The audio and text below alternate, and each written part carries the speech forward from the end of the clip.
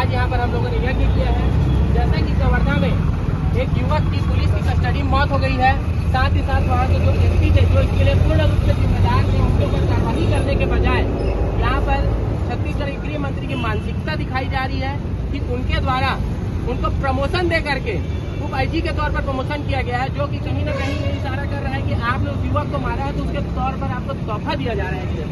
तो इसलिए आज हम सभी लोग यहाँ पर उनकी सद्बुद्धि की कामना करते हुए ये कर रहे हैं ताकि भगवान उनको सद्बुद्धि दे।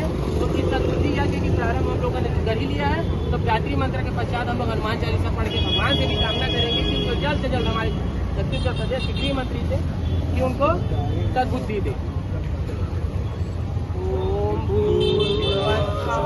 तत्सवितुर्वरेण्यं भर्गो देवस्य धीमहि धियो यो नः प्रचोदयात्।